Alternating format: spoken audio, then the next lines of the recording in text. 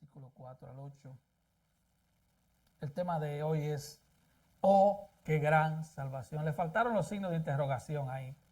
Yo le sugiero que se los ponga porque eso significa algo de exclamación o admiración. Sí, de interrogación no. Tito 3, 4 al 8. Y vamos a leer la palabra de Dios, que dice así. Pero cuando se manifestó la bondad de Dios nuestro Salvador y su amor para con los hombres, nos salvó. No por obra de justicia que nosotros hubiéramos hecho, sino por su misericordia, por el lavamiento de la regeneración y por la renovación en el Espíritu Santo, el cual derramó en nosotros abundantemente por Jesucristo nuestro Salvador, para que, justificados por su gracia, viniésemos a ser herederos conforme a la esperanza de la vida eterna. Palabra fiel es esta, y en estas cosas, quiero que insistas con firmeza, para que los que creen en Dios procuren ocuparse en buenas obras. Estas cosas son buenas y útiles a los hombres.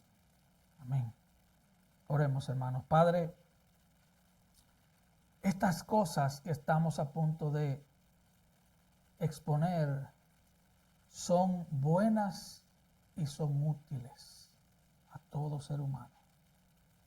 Yo te ruego, Señor, tu gracia sobre tu siervo, sobre la traductora, para que podamos exponer con toda claridad tu palabra y que la exposición correcta del Evangelio sea el combustible que nos ayude a caminar con paciencia la carrera que tenemos por delante, puesto los ojos en Jesús. Padre, abre los oídos de todo el que oye, y que el que tenga oído para oír, que oiga lo que el Espíritu dice a su iglesia, porque te lo pido en el nombre de Cristo. Amén. Recordar nuestra salvación debería motivarnos a tener en mente que la única razón por la que ahora somos diferentes es que Dios nos salvó. Martin Lloyd-Jones, médico y pastor inglés, dijo: el cristiano no es un hombre bueno, él es un desgraciado vil que ha sido salvado por la gracia de Dios. Ofensivo, ¿verdad? Está hablando de usted y de mí. La palabra salvación puede significar liberación temporal. Es una palabra usada para describir el rescate de alguien del peligro, preservar a alguien de ser dañado, guardar a alguien en medio de un desastre o librarlo de la muerte. Cuando rescatan a un rehén, por ejemplo, de sus secuestradores, o a una persona envuelta en un accidente, en un terremoto, en una inundación, decimos que fue salvado.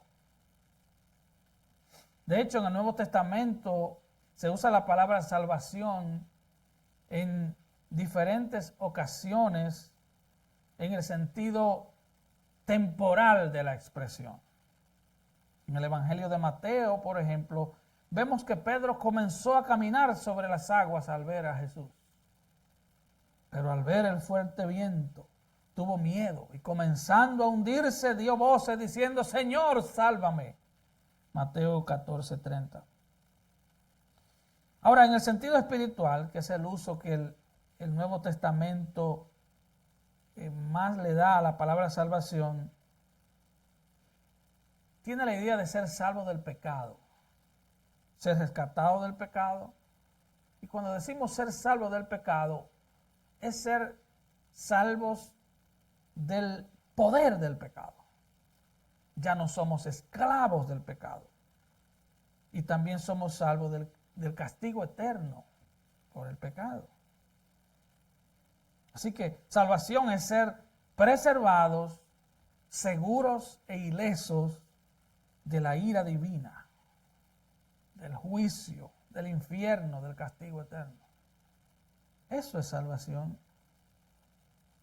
Pablo le dice al joven pastor Timoteo, palabra fiel y digna de ser recibida por todos, que Cristo Jesús vino al mundo para salvar a los pecadores, de los cuales yo soy el primero. 1 Timoteo 1:5. Jesús dijo en Lucas 19:10, porque el Hijo del Hombre vino a buscar y a salvar lo que se había perdido. Así que la palabra salvación en el sentido espiritual es el centro de toda la Biblia. Toda la Biblia tiene que ver con esta palabra. Y este término tiene una connotación negativa y otra positiva. El significado negativo de esta palabra es que Dios nos salva de la condenación eterna, que es el justo pago de Dios por nuestro pecado. Él nos salva de algo negativo. Pero hay una connotación positiva, y es que Dios solo no nos salva de algo, de la amenaza real del infierno, sino que nos da esperanza para ir al cielo. Como alguien dijo, cuando Dios nos encontró muertos en nuestros delitos y pecados y nos dio vida, Él no nos dejó vagando por el cementerio de nuestros pecados. Él nos sacó de ahí y Él nos da esperanza de vida eterna. Dios nos bendijo con toda bendición espiritual en los lugares celestiales en Cristo. Efesios 1:3. Nos hizo sentar en lugares celestiales con Cristo Jesús. Efesios 2:6. Como le dice Pablo a los hermanos de Colosas, Dios nos ha librado de la potestad de las tinieblas y trasladado al reino de su amado Hijo, en quien tenemos redención por su sangre, el perdón de pecados. Colosenses 1:13 y 14.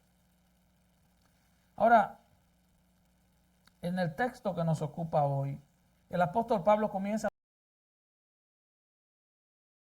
las Escrituras con la palabra pero. Y esta palabra funciona como una transición entre lo que vimos la semana pasada y el texto de hoy. El domingo pasado vimos, y voy a leer la Nueva Traducción Viviente, en otro tiempo nosotros también, Pablo se incluye, éramos necios y desobedientes, fuimos engañados y nos convertimos en esclavos de toda clase de pasiones y placeres. Nuestra vida estaba llena de maldad y envidia y nos odiábamos unos a otros. Qué diagnóstico, ¿no? Pablo dice, en otro tiempo nosotros también éramos. Pero, entonces, Pablo comienza esta sección con un pero. Ese es un glorioso pero. Es una simple palabra que en español tiene 4 letras y en inglés tiene 3. Pero es una palabrota, es una palabra grande, porque cambia todo. Nosotros éramos, necios, desobedientes, fuimos engañados, nos convertimos en esclavos de toda clase de pasiones y placeres, y nuestra vida estaba llena de maldad y envidia, y nos odiábamos unos a otros. La Reina Valera dice, nosotros éramos en otro tiempo insensatos, rebeldes, extraviados, esclavos de concupiscencia y deleites diversos, viviendo en malicia y envidia, aborrecibles y aborreciéndonos unos a otros. No importa la versión que la leas. Es un diagnóstico terrible. Un diagnóstico terrible en el cual Dios nos encontró. Recuerda, fue Él que nos encontró. Hay gente que dice, oh, cuando yo encontré a Cristo. No, fue el que te encontró. Él no estaba perdido, eras tú. Cuando Él me encontró en el cementerio de mis delitos y pecados. Y tú dirás, yo no era tan malo. Ese no es el punto. Ese no es el punto. Cuando tú vas a un cementerio, podrías hacer este ejercicio. Y tal vez tú leas en la tarja, en el, ¿cómo se llama eso? Donde ponen alguna escritura. En la lápida, la piedra. Algunos murieron de una cosa, otros murieron de otra. Recuerdo uno bien chistoso que decía, aquí yacen los restos de mi primo. Le dije que no inventara con la electricidad. Otros son peores, le hacen hasta bullying a los muertos. Pero el punto es el siguiente, todo el que está ahí no está casi muerto. No importa si murió porque se cayó en la bañera o cayó de un 7º piso, no importa si murió de 120 años o murió de 5 años, no importa si murió de cáncer o murió de SIDA, murió. El pecado mata. El pecado mata, el pecado separa de Dios. Y la condición de todo pecador sin Cristo es la misma. No importa si Dios te sacó de ser un moralista empedernido, de ser alguien extremadamente serio que confiaba en su seriedad para ir al cielo, o por el contrario, eras el más perverso de los perversos y caíste en lo profundo del pecado. El estado es el mismo. Yo le decía a alguien ayer, la cruz es el nivelador de la raza humana. ¿Sabe lo que significa ese tronco atravesado? Que todos estamos bajo condenación y que todos estamos perdidos. Todos. A menos que nos humillemos ante el que murió en esa cruz. Todos. Así que Pablo comienza con un pero. Eso me recuerda el pero de Efesios 2. Él os dio vida a vosotros cuando estaban muertos en vuestros delitos y pecados, en los cuales anduvisteis en otro tiempo, siguiendo la corriente de este mundo, conforme al príncipe de la potestad del aire, o sea, Satanás, el espíritu que ahora opera en los hijos de desobediencia, entre los cuales todos también nosotros vivimos en otro tiempo, en los deseos de nuestra carne, haciendo la voluntad de la carne y de los pensamientos, y éramos por naturaleza hijos de ira, lo mismo que los demás. Pero Dios, que es rico en misericordia, por su gran amor con que nos amó, aún estando nosotros muertos en pecado, nos dio vida juntamente con Cristo. Efesios 2, 1, 5. Salvación. Oh, qué gran salvación. Nosotros cantamos sobre su salvación. Hoy acabamos de hacerlo. Siempre lo hacemos. Ese es el tema de nuestros himnos y canciones de alabanza a Dios. Hablamos de su salvación. Ese es el centro de nuestra predicación. Incluso debemos orar agradeciendo esa salvación. Cuando usted le dé gracia a Dios, dele gracias a Dios por su salvación. Porque su carro no va a durar para siempre, su casa tampoco. Pero la salvación es eterna. Así que debe ser el centro de nuestra oración, porque la salvación es la esencia del cristianismo. Es la única religión, si podríamos llamarla, la única religión de rescate. Es una relación de rescate. Es Dios salvando a hombres y mujeres de su pecado y de la inevitable y mortal consecuencia eterna del pecado. El evangelio tiene que ver con eso. No es con tu mejor vida hoy, no es que tu matrimonio va a ser un jardín de rosas y tus hijos van a ser angelitos. El evangelio tiene que ver con salvación. Ese es el centro, esa es la médula misma del evangelio. Ese es el tema de nuestra predicación, de nuestro testimonio, de nuestra adoración, de nuestras oraciones, de nuestras canciones. La gran realidad de la fe cristiana se resume en estas magníficas palabras que tenemos en este texto. Él nos salvó del pecado, de su poder y de su castigo. Dios quiere que todos los hombres sean salvos y vengan al conocimiento de la verdad. 1 Timoteo 2:4. Dios es paciente para con nosotros, no queriendo que ninguno perezca, sino que todos procedan al arrepentimiento, 2 de Pedro 3:9.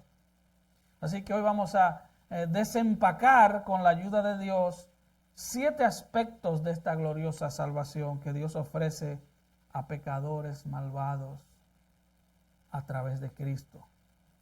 Y aparecen en este hermoso pasaje y además veremos, tal vez ya en la noche, un beneficio y una misión para todos los que son salvos. Tito 3, 4 al 7, se cree que era una sola frase, está dividido en versículos, pero era una sola frase.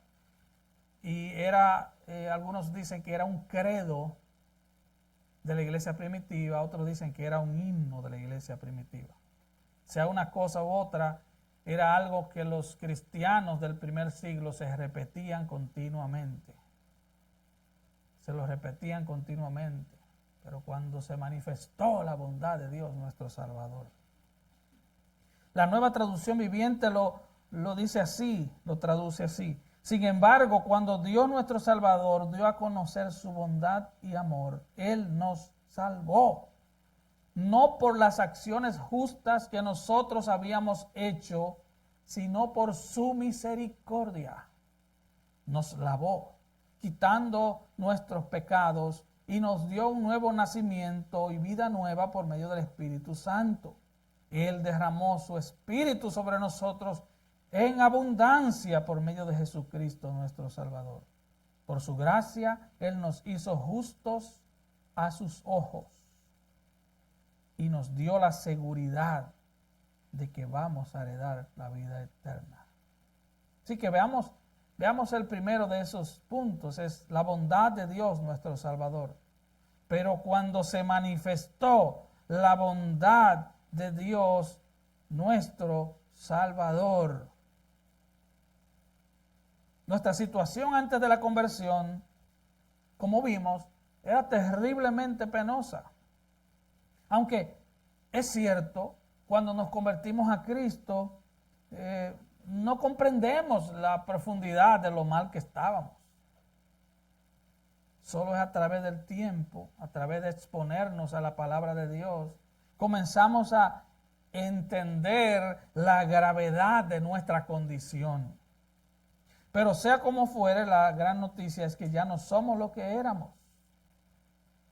Se ha efectuado un profundo cambio en nosotros, en el centro mismo de nuestra personalidad.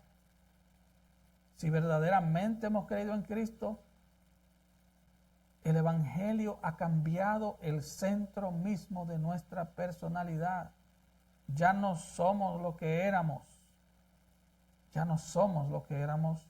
Creo que fue Jonathan Edwards que dijo algo así como: me arrepiento de haberme arrepentido, pues no me arrepentí todo lo que debía arrepentirme. Cuando venimos a Cristo, venimos como bebés. Solo vemos como pecado los grandes pecados. Siempre pongo el ejemplo del niño con el chocolate. Que no es que tenga Alzheimer, es que creo que es un ejemplo válido. Sofía, por ejemplo, se come un cake de chocolate y se llena la cara de chocolate y las manos, y ella cree que está bien. Ella cree que está limpia, ella cree que puede ir a cualquier lugar llena de chocolate porque es una niña de 3 años.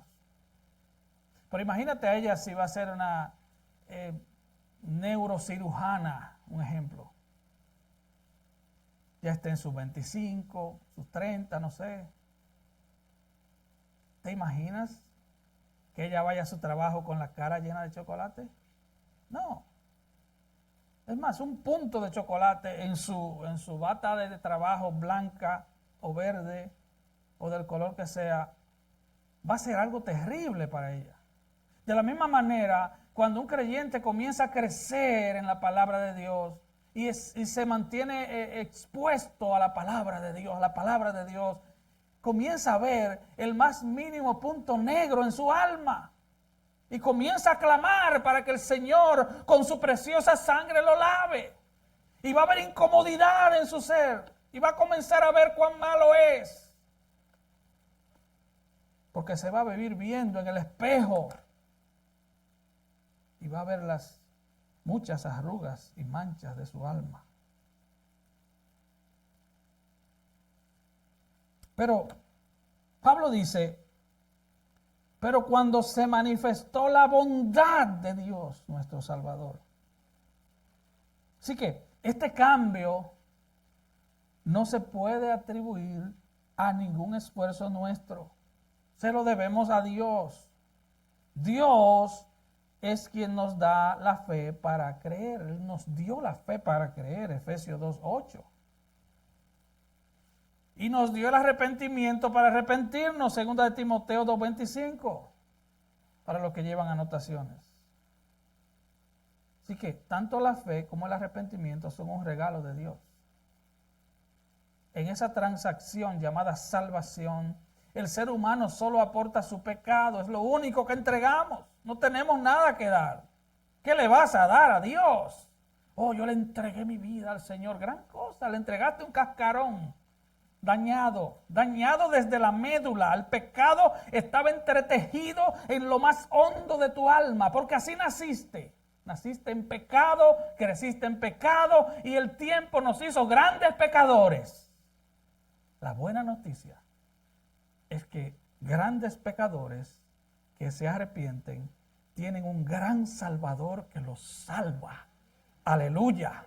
Tienen un gran Salvador y de eso se trata ese texto. Tenemos un gran Salvador. Él fue que tomó la iniciativa. Él fue que llevó a cabo nuestro rescate. Pero cuando se manifestó la bondad de Dios nuestro Salvador, ahí nos dice, pero cuando yo decidí buscar a Cristo. No, ahí no dice eso. No. Ahí dice, yo decidí seguir a Cristo. Yo decidí buscarlo. Yo.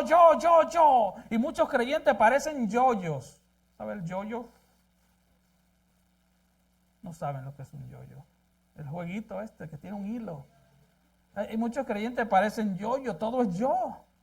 Y por eso viven como un yoyo, sube y baja, porque su fe está en ellos, no en Cristo. Ahora, la palabra bondad, el lenguaje humano siempre es deficiente al momento de expresar las grandes y sublimes realidades de Dios y su obra. El lenguaje humano es corto. Aquí Pablo nos dice en primer lugar que Dios ha sido bueno en su trato con nosotros. Pero cuando se manifestó la bondad de Dios, Él ha sido bueno. Hay creyentes que cuando son creyentes bebés, sí, porque todos pasamos por un proceso. O sea, nosotros, para llegar, qué sé yo, a ese tamañote que tiene Devin, él tuvo que crecer. Él no nació así. Perdone que lo use de ejemplo. No nacemos así. Aún yo como chaparrito, yo no nací así, yo nací mucho más chaparrito. Nacemos pequeñitos. Por eso es que Pablo le dice a Timoteo que enseñe con toda paciencia. ¿Verdad? Sería bueno que yo predicara sobre el amor y el siguiente día todos nos amáramos, ¿verdad que sí? O que yo predicara contra el chisme y al siguiente día nadie chismeara en la iglesia. Eso sería fenomenal, pero eso solo sería posible en un cuento de hadas. La bondad de Dios, vista por hermanos tal vez recién convertidos, solo puede ser medida por cómo me está yendo el día de hoy. Oh Señor, tú eres bueno porque me subieron la hora en el trabajo. Tú eres bueno porque... Hermano, esa es una medida muy corta de ver la bondad de Dios.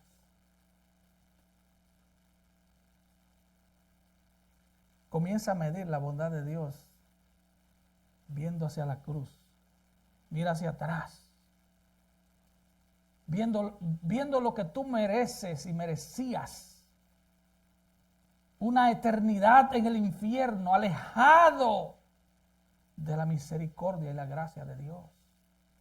Comienza por ahí, para que puedas hacer el contraste y observar la bondad de Dios.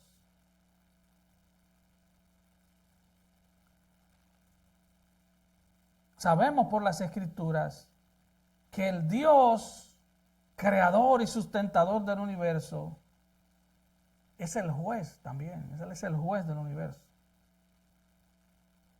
Y era de esperarse que el juez de toda la tierra, como dice Génesis 18:25, se comportara con nosotros con rectitud, justicia y equidad. Justicia. Todos amamos la justicia, ¿verdad? Pero hermano, tenga cuidado con clamar a Dios por justicia. Tenga cuidado. Porque cuando usted clama por justicia, si Dios te aplica su justicia, tú sabes a dónde vas a parar, ¿no? Lo justo sería que tú pagaras por tu pecado y fueras al infierno, y yo también. Así que hay que verlo así, hay que ver el contexto. El contexto es, yo soy merecedor de la ira de Dios.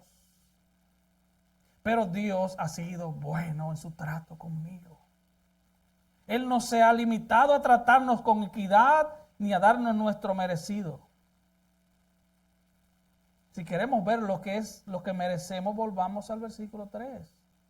Éramos necios y desobedientes, fuimos engañados y nos convertimos en esclavos de toda clase de pasiones y placeres. Nuestra vida estaba llena de maldad y envidia y nos odiábamos unos a otros. Una gente así no merece la bondad de Dios.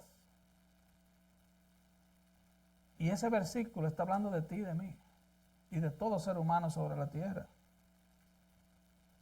El comentarista David Burt escribe sobre este texto y él dice, hemos vivido en necedad cuando la sabiduría de Dios siempre estaba a nuestro alcance. Hemos vivido en desobediencia, en una absurda rebeldía contra nuestro legítimo rey. Hemos vivido extraviados, siguiendo caminos que nos parecían derechos, pero que solo conducían a la muerte, por lo cual hemos acabado descarriados, perdidos, alienados e inútiles.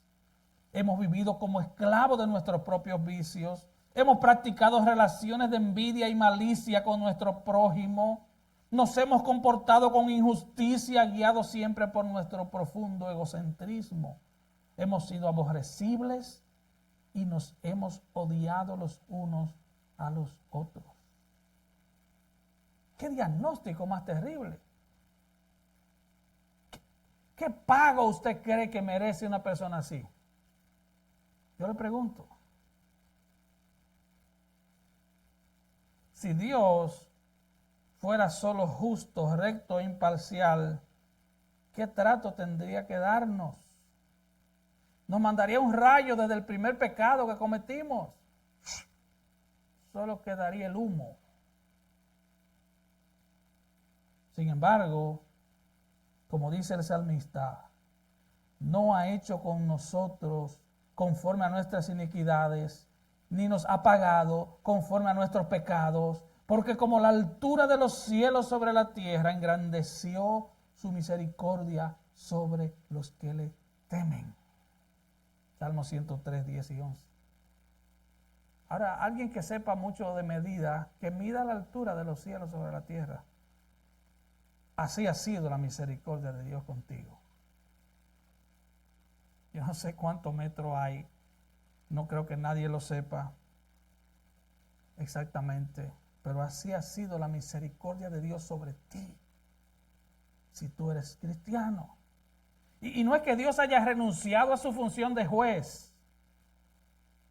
Él es juez imparcial. Él sigue dando retribución y Él sigue exigiendo el pago. Su misericordia no anula su justicia.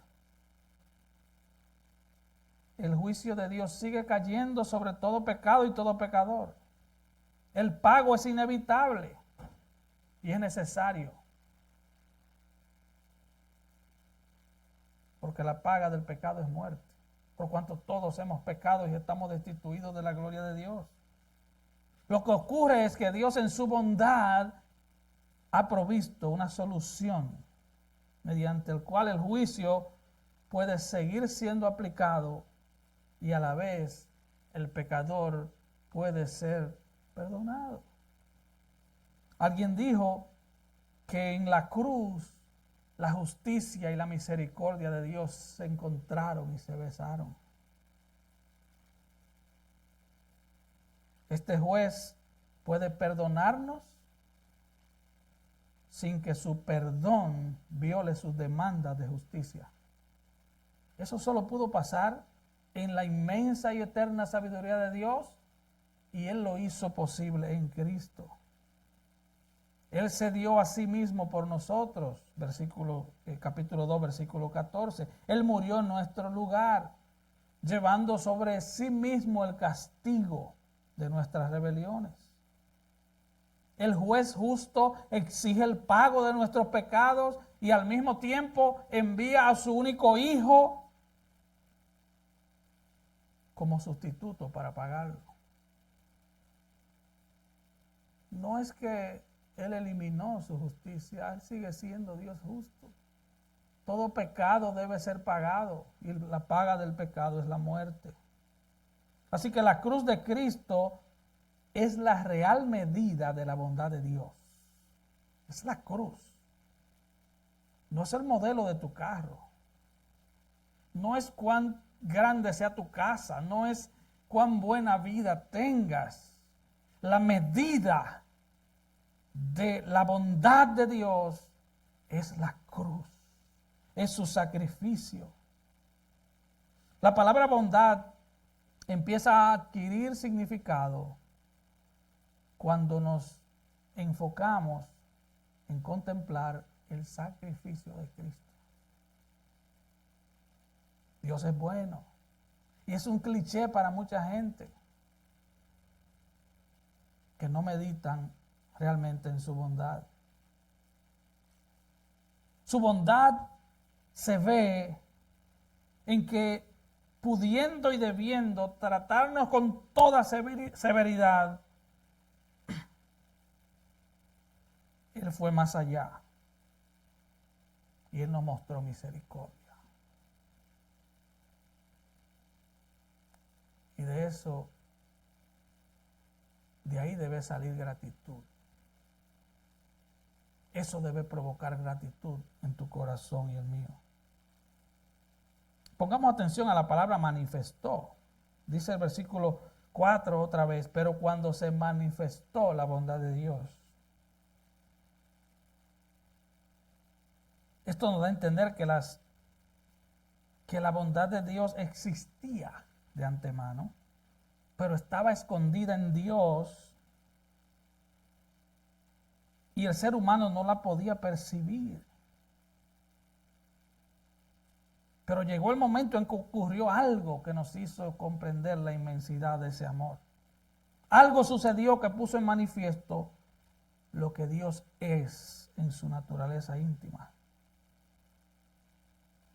Eso sucedió en Cristo, se manifestó. Pero eso sucede en cada alma que es salva también.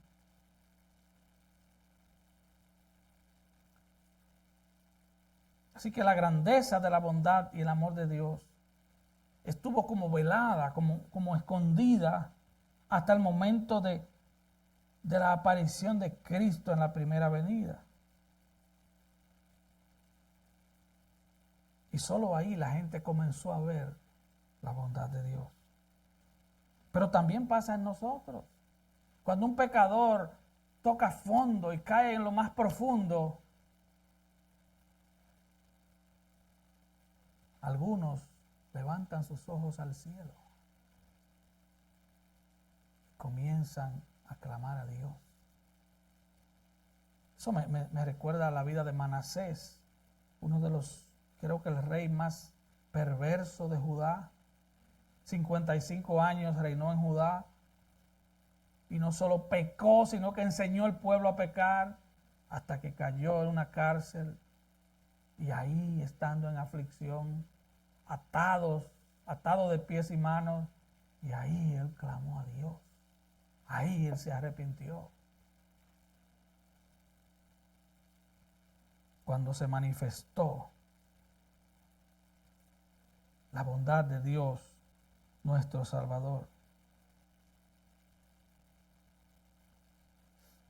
Esa manifestación nos habla de su venida. Busque por favor Filipenses capítulo 2.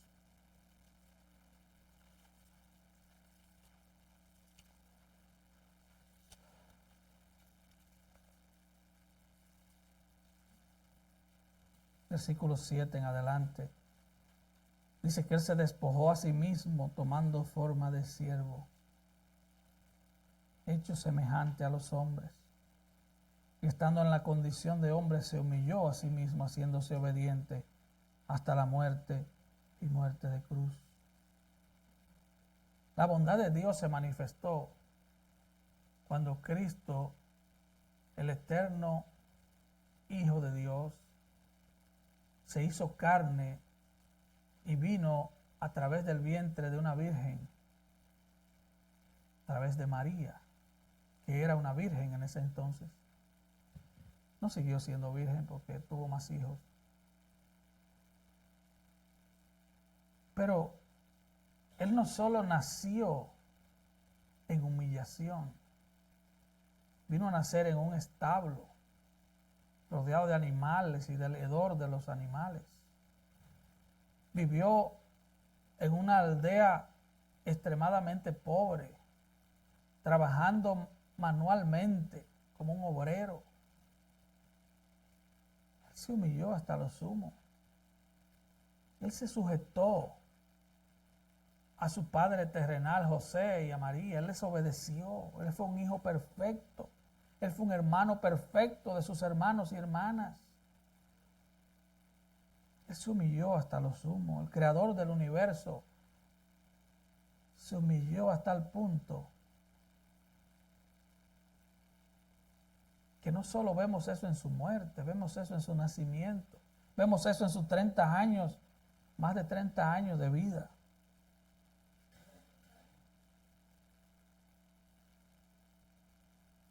Y Él vivió sin pecado y no hubo engaño en su boca. Y ahora, al día de hoy, según dice Hechos 17, Dios llama a los hombres, Dios manda a los hombres en todo tiempo, en todo lugar, que se arrepientan, que pongan su fe en ese Cristo, en ese que se humilló hasta lo sumo, en ese que vino a pagar el pecado de todos aquellos que Él vino a salvar. Esa es la bondad de Dios. La bondad de Dios es esa. Es que Él te absolvió en el tribunal de Dios. Es que eres libre, es que ya no hay pecado que se te pueda señalar en el tribunal de Dios. Esa es la bondad de Dios. La bondad de Dios es que fuiste perdonado. La bondad de Dios es que fuiste absuelto siendo culpable. Esa es la bondad de Dios. Quiero terminar leyendo Romanos 2:4. Lo voy a leer en la Nueva Traducción Viviente. Quiero concluir con eso. Son 7 facetas de la salvación, pero no queremos andar a toda velocidad. Y Pablo le dice a la iglesia en Roma, ¿no te das cuenta de lo bondadoso, tolerante y paciente que es Dios contigo? Escucha, tres palabras. ¿No te das cuenta de lo bondadoso, tolerante y paciente que es Dios contigo? Segunda pregunta. ¿Acaso eso no significa nada para ti?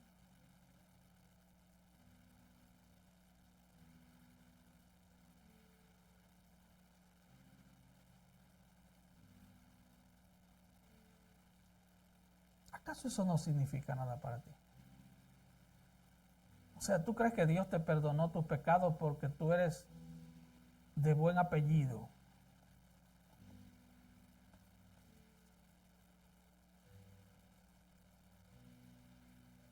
¿Tú crees que Dios se fijó en ti por lo lindo de tu rostro? ¿Tú crees que Dios se fijó en ti porque tú eres el más serio de toda la familia?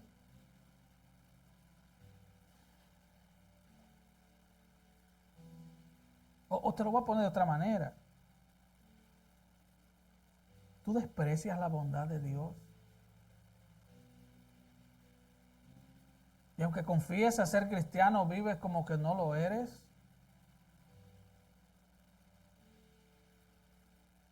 Y Pablo termina, hace la tercera pregunta. ¿No ves que la bondad de Dios es para guiarte a que te arrepientas y abandones tu pecado?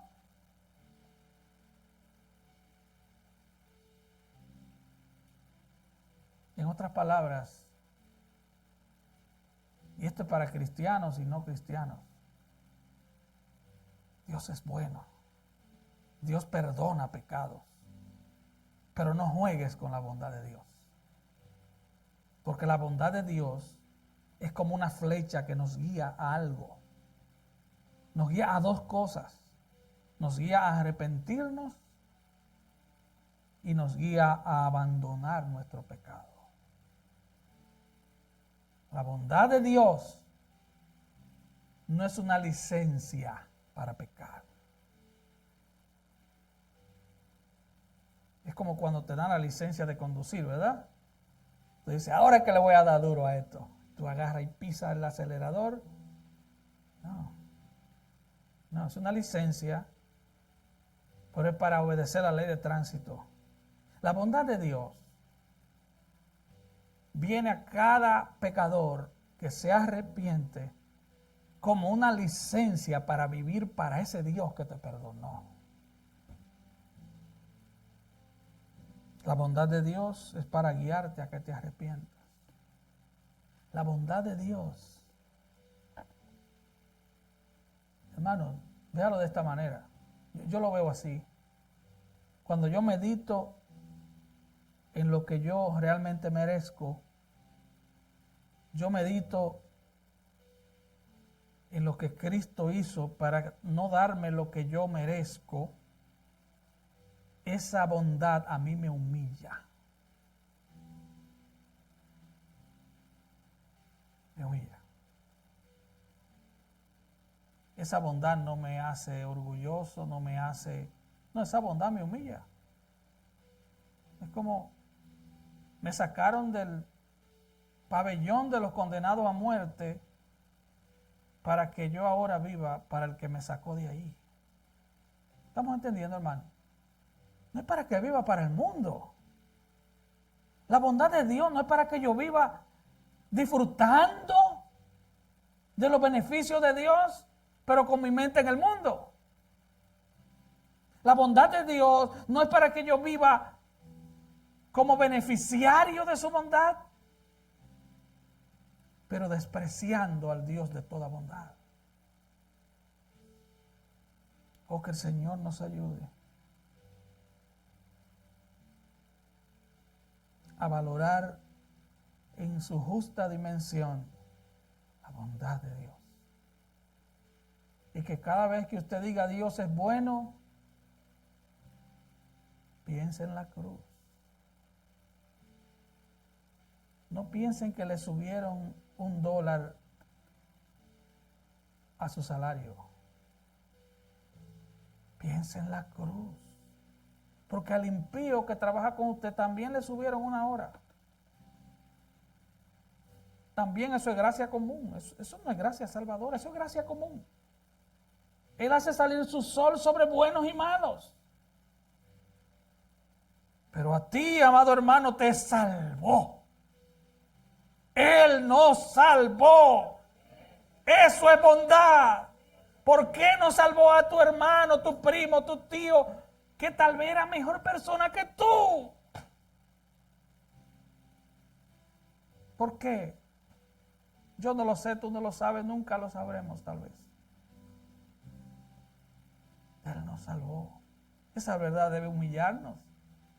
Esa verdad debe llenarnos de humillación y a la vez llenarnos de gozo. Él nos salvó. Ese es el centro del Evangelio. Él nos salvó.